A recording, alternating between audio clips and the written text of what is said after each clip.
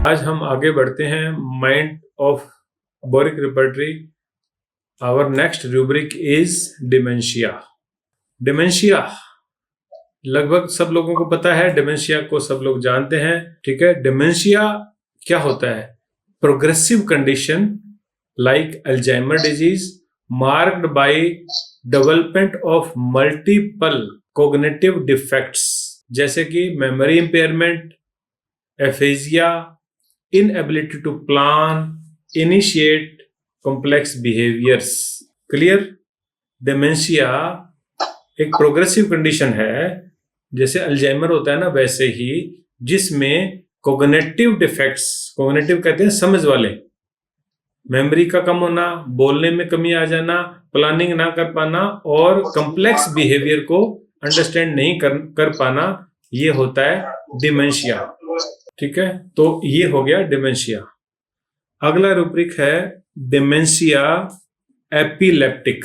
Dementia epileptic का मतलब है these all conditions progressive cognitive defects associated with epilepsy.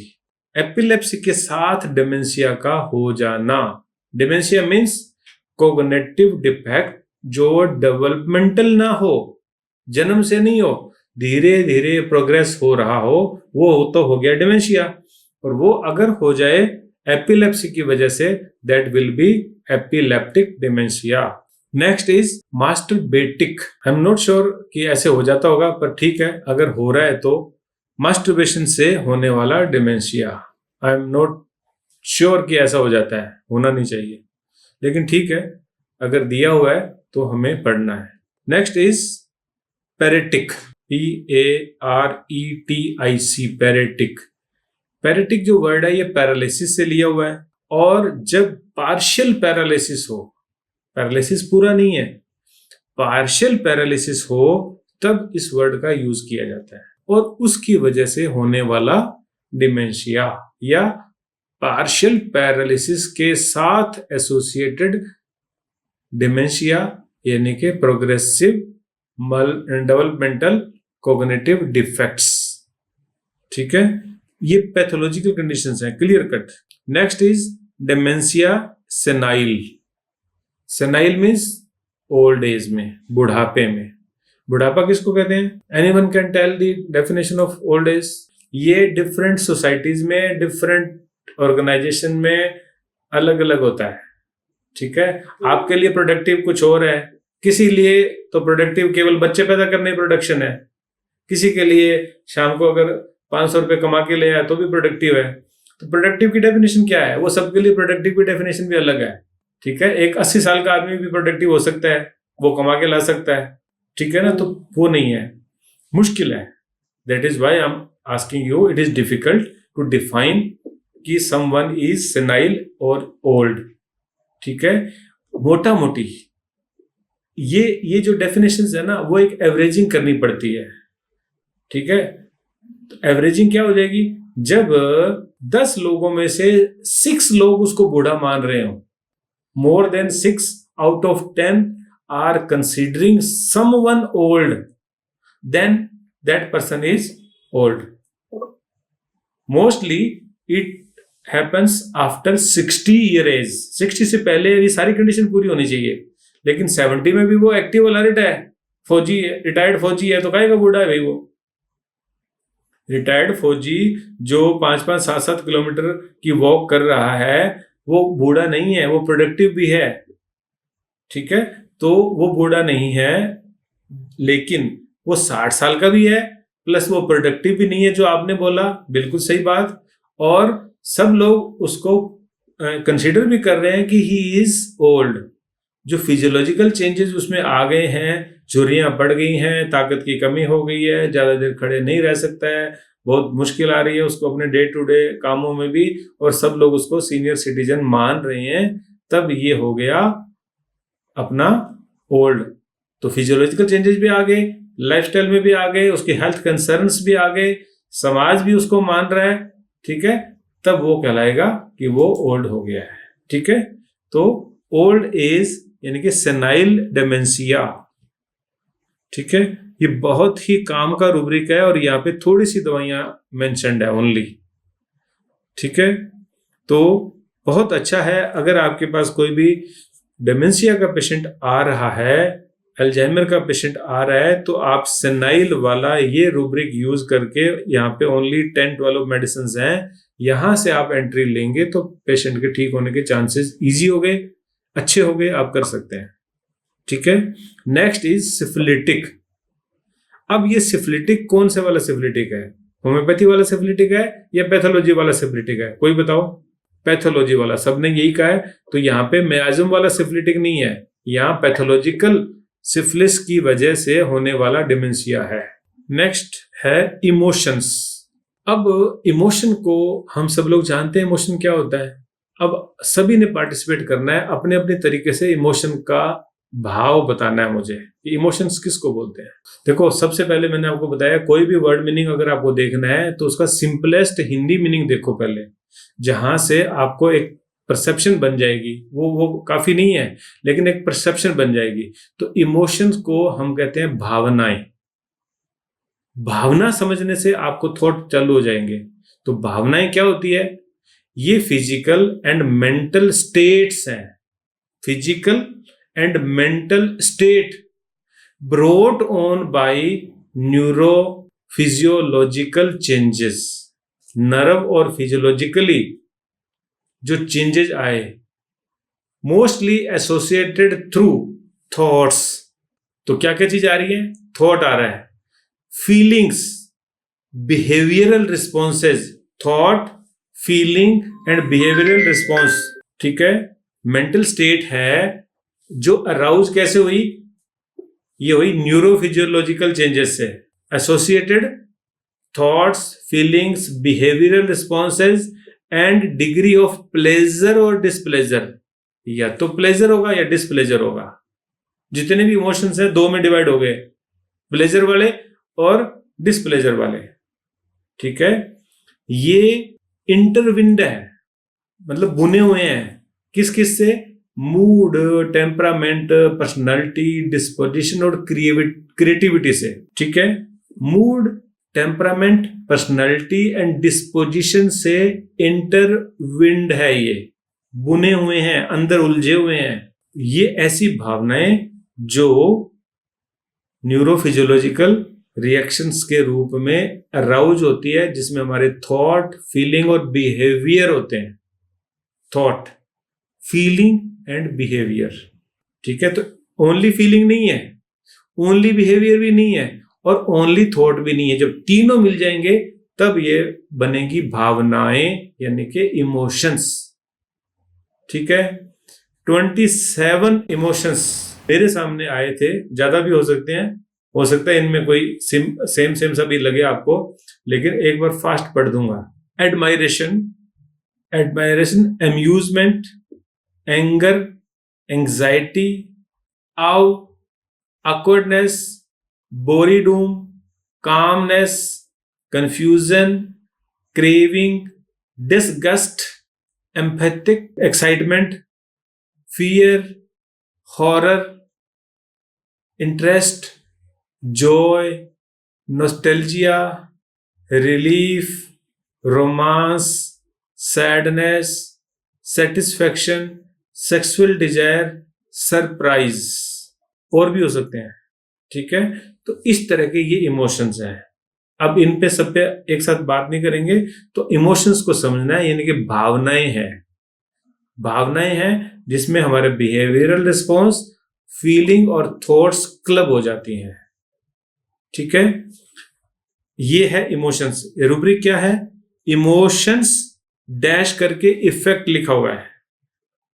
Emotions के इफेक्ट बोरिक में ये एक साथ दे दिया कि इमोशनल इफेक्ट या इमोशन की वजह से होने वाले ये इफेक्ट्स। अब इफेक्ट्स में अलग अलग हैं। ठीक है, पहले तो हमें ये पता होना चाहिए ना कि ये सब इमोशंस हैं, और इसको दोबारा से आप पढ़ेंगे समझेंगे तो और अच्छा क्लियर आपको हो जाएगा। और फर्स्ट है एंगर। एंगर को समझना बिल्कुल आसान है। एंगर मीन्स गुस्सा, क्योंकि हम सब लोगों को आता है। ये ऐसा एग्जाम्पल है, ऐसा रिएक्शन है जो हम सब लोगों को आसानी से समझ में आने वाली चीज है। ठीक है, एंगर का तो सबको पता ही है। एंगर का पता है ना, गुस्सा।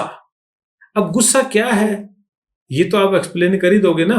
एक स्ट्रॉन्ग डिसप्लेजर है, मैं उस बात से सहमत नहीं हूं या प्लीज नहीं हूं, खुश नहीं हूं, यूजुअली टू एन एंटागोनिज्म, यानी कि विरोध से, कोई भी कॉन्ट्राडिक्शन से, मेरे मन मुताबिक नहीं होने से, जब मैं खुश नहीं हूं और वो स्ट्रॉन्ग फीलिंग है, इसी को एंगर कहते हैं। मन मुताबिक चीजें नहीं होना, as per hour wish things का नहीं हैपन होना, एंटागोनिज्म होना, और वो रिएक्शन बाहर दिखना इज एंगर, गुस्सा। एंगर ये हो गया। दूसरा लिखा हुआ है बैड न्यूज। जो न्यूज बैड है, जो गुड नहीं है, वो बैड है, नुकसान वाली है, नेगेटिव है, तो ये बैड न्यूज हो गया। कोमा करके लिखा हुआ है इफेक्ट्स एंगर, बैड न्यूज और डिसअपॉइंटमेंट। डिसअपॉइंटमेंट क्या होती है? अपॉइंटमेंट ये होती है कि ऐसा हो जाएगा, मेरे को 1 तारीख को सैलरी मिल जाएगी लेकिन 1 तारीख को नहीं मिली, ये होगी डिसअपॉइंटमेंट। मुझे लगता है कि मेरी शादी हो जाएगी लेकिन नहीं हो रही, मुझे लगता है कि उसके साथ शादी होगी लेकिन उसने मना कर दिया, ये डिसअपॉइंटमेंट्स होती है। अपॉइंटमेंट और वो डिस हो जाना, यानी कि डिफीटेड इन एक्सपेक्टेशंस और होप इज डिसअपॉइंटमेंट। डिफीट हो गया यानी कि हार गया एक्सपेक्टेशंस में, मुझे लगता था कि इलेक्शन जीत जाऊंगा लेकिन हार गया, डिसअपॉइंटमेंट। मुझे लगता था कि मेरा आरएस में सिलेक्शन हो जाएगा, नहीं हुआ, डिसअपॉइंटमेंट। मुझे लगता था कि मुझे ये ब्रांच मिल जाएगी, वो नहीं मिली, डिसअपॉइंटमेंट। ये होता है डिसअपॉइंटमेंट, यानी कि एक्सपेक्टेशंस या होप का पूरा नहीं होना। ठीक है, दिस इज डिसअपॉइंटमेंट।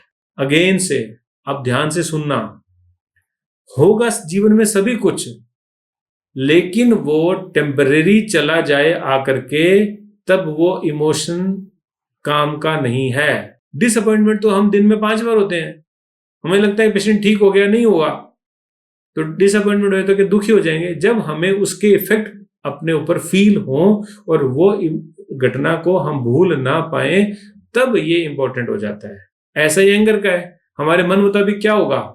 कुछ भी नहीं, लेकिन अगर नहीं हो रहा है तो भी हम चल रहे हैं, अपने जीवन को चला रहे हैं, दैट इज नॉट एंगर। जब हमें स्ट्रॉन्ग फीलिंग है, डिसप्लीजर है, तब जाकर के वो एंगर है। फीलिंग नहीं है तो एंगर भी नहीं है, डिसअपॉइंटमेंट भी नहीं है। ठीक है ना? तो ये रूब्रिक है जिसमें इमोशंस, इफेक्ट, आगे लिखा हुआ है एंगर, फिर बैड न्यूज और डिसअपॉइंटमेंट, और अगला वर्ड है वेक्सेशन। वेक्सेशन ये बहुत इंपॉर्टेंट है। वेक्सेशन किसको कहते हैं? इसको समझ लोगे मजा आ जाएगा। देखो, इसमें 3-4 कंडीशंस हैं। नंबर 1 तो ये वेक्सेशन एक्सप्रेस नहीं होता, सीधी सीधी बात, यानी कि गुस्सा तो बाहर जो है ना एक्सप्रेस हो रहा है, वेक्सेशन होगा नहीं होगा कोई पता नहीं है। ठीक है, मतलब यहाँ पे वो कंडीशन जरूरी नहीं है। इसमें 3-4 चीजें होती हैं, ये सब हैं तो वेक्सेशन है। पहला काम है, उसको सताया गया हुआ है या उसको लगता है कि मुझे सताया है, means A state of being अनोयड। Being अनोयड state है, सताया है नहीं, कोई किसी को सताना चाहता नहीं है, उसको लग रहा है कि मुझे सताया गया है, अनोय किया गया है, परेशान किया गया है, दुखी किया गया है, उसको फील है ऐसा। तो वेक्सेशन क्या हो गया? स्टेट ऑफ दुख हो गया, अनोयड हो गया, यानी कि यहाँ पे दुख, वो ग्रीफ वाला अलग होता है। ठीक है, स्टेट ऑफ बीइंग अनोयड, इरिटेटेड, मुझे चिढ़ाया गया है, सताया गया है, चिढ़ाया गया है, एंड वरिड, और वो उसको देख करके, सोच करके वरिड भी रहता है या डिस्टर्ब फील करता है, इमोशनल लेवल पे, मेंटल लेवल पे या फिजिकल कंस्ट्रक्ट में भी। अगर उसको लगता है कि I am being अनोयड, I am being irritated, I am worried और डिस्टर्ब्ड, यहां क्या लगता है कि लोग मुझे कर रहे हैं, I am being tortured type का, टॉर्चर्ड फिजिकल होता है मोस्टली। ये स्टेट जो होती है, ये होती है एनोयड। अब एनोयड जो है ना एक अम्ब्रेला टर्म है, बहुत बड़ा टर्म है एनोयड, या वेक्सेशन इज ए लार्जर टर्म जिसमें इरिटेटेड है। जैसे हमें कोई चीज परेशान, जैसे मान लो पड़ोस का कोई व्यक्ति जो ना काम कर रहा है, ड्रिल मशीन चल रहा है, तो ये हो गया आई एम एनोयड, परेशान कर रहा है वो मुझे, पड़ोसी परेशान करता है, लोग बोलते हैं ना आकर के हमारे को पड़ोसी परेशान कर रहा है, ये होता है इरिटेट करना या एनोयड होना। वरी और एंजाइटी, हमें प्रॉब्लम्स है, हम सॉल्व नहीं कर पा रहे हैं, हमें मकान खरीदना है, हम नहीं खरीद पा रहे हैं, हमें कुछ करना था, हम नहीं कर पा रहे हैं, प्रॉब्लम है, हमसे सॉल्व नहीं हो रही है, ये वरी या एंजाइटी भी वेक्सेशन में समा जाएगी। यानी कि ऐसा टर्म है जिसमें ये भी है। ट्रबलसम सिचुएशंस, कोई मुश्किलें आ रही है जिंदगी में, जैसे एग्जाम दे दिया, अभी रिजल्ट नहीं आया, रिजल्ट आ गया, अभी काउंसलिंग चालू नहीं हुई, ये टर्म भी इसी में शामिल है। तो वेक्सेशन मेंटल और इमोशनल डिस्टरबेंस है, जैसे कि ग्रीफ, सेम ग्रीफ नहीं है, जैसे कि ग्रीफ, गुस्सा या वरी इस जैसी है ये, लेकिन यहां पे प्रोलॉन्ग्ड है और इससे मोस्टली डिजीज हो जाती है क्योंकि ये वाइटल फोर्स को डिस्टर्ब कर देता है। Next is fear and fright. ठीक है, पहले फियर को कर लेते हैं। फियर मीन्स क्या होता है, ये भी इमोशंस है, वन ऑफ इमोशन है फियर। फियर किसको कहते हैं, डर। अब आप देखो डर, ये डर तो हो गया इसका हिंदी में, लेकिन डर मीन्स क्या होता है, किसको डर कहेंगे आप? मैं आपको बताऊं, ये याद रखना, 50% लोग रॉन्ग टर्म्स यूज करके पेशेंट को बताएंगे।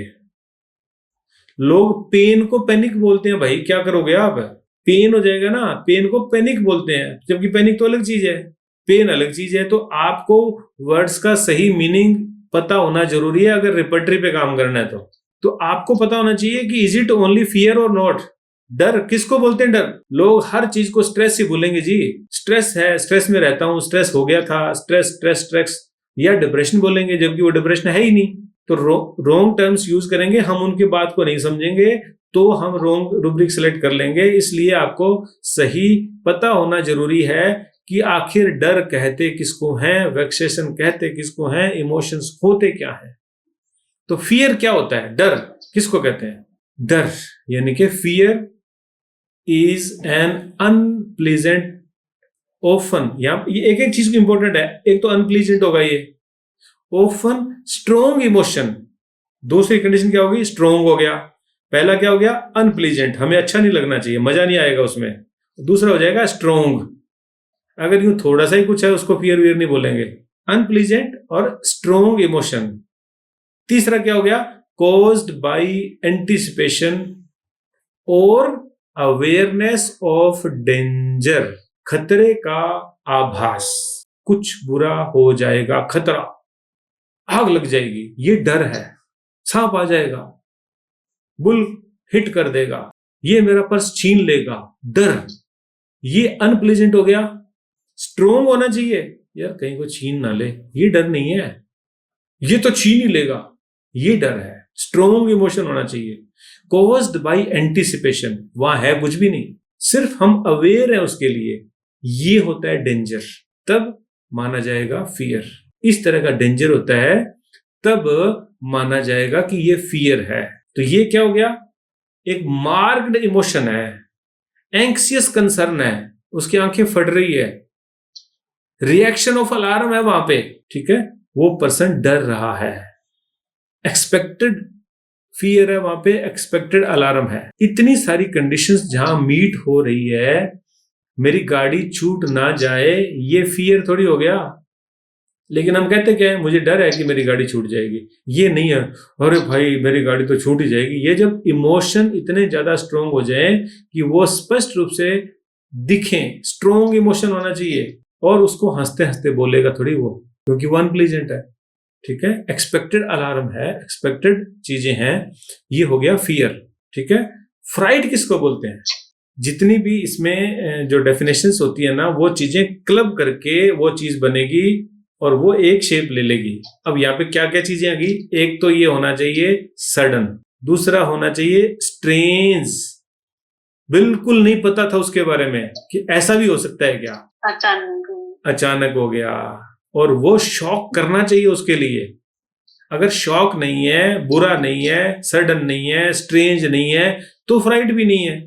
तो सडन होना जरूरी है विद ऑल दीज थिंग्स, तब जाकर के बनेगी इसकी कंप्लीट डेफिनेशन। ये है फ्राइट। ठीक है, जैसे जैसे हम यूज करते जाएंगे ना, तो फिर आपको मन में पता चल जाएगा कि यस ये फियर है, ये फ्राइट है। हालांकि बोरिक में तो फियर फ्राइट दोनों को कोमा करके लिखा हुआ है, लेकिन बाकी रिपर्टरीज में फ्राइट अलग है और फियर अलग है। एलिमेंट फ्रॉम फ्राइट है वहां पे। ठीक है, लेकिन यहां पे ओनली फियर फ्राइट इफेक्ट्स, डर के इफेक्ट, बस काम खत्म कर दिया। ठीक है, तो खैर हमें पता होना चाहिए, इसलिए हम इसको अलग अलग कर रहे हैं। तो ये सडन भी होगा, स्ट्रॉन्ग भी होगा, शॉकिंग भी होगा। बुरा तो है ही सही, प्लेजेंट तो है ही नहीं। अनप्लेजेंट तो पहले हम कर चुके हैं फियर को, यानी कि फियर का थोड़ा और वर्स रूप है ये। ठीक है, सडन डेंजर है, सडन अलार्म है, जो स्ट्रेंज भी है, अगली भी है और शॉकिंग भी है। ठीक है, नेक्स्ट है ग्रीफ। ग्रीफ किसको बोलते हैं? ये डीप इमोशनल रिस्पॉन्स है, रिस्पॉन्स टू लॉस। डीप है, इमोशनल रिस्पॉन्स है टू लॉस, कुछ नुकसान हुआ है, सिर्फ डेथ नहीं है। ठीक है, कुछ भी नुकसान हो जाए, आर्थिक नुकसान भी हो जाए, या कोई भी ऐसा लॉस जो कंप्लीट नहीं किया जा सकता है, ये ग्रीफ। कोई भी पोजीशन भी लॉस हो गई तब भी, तो ये बहुत बड़ा एक अम्ब्रेला टर्म है ग्रीफ भी। तो सिर्फ लॉस से मतलब है। लॉस का मतलब किसी की डेथ भी है और दूसरे भी है, सेपरेशन भी एक ग्रीफ है, जब वो कोई छोड़ के चला जाए, ये वो डिसअपॉइंटमेंट भी एक ग्रीफ है।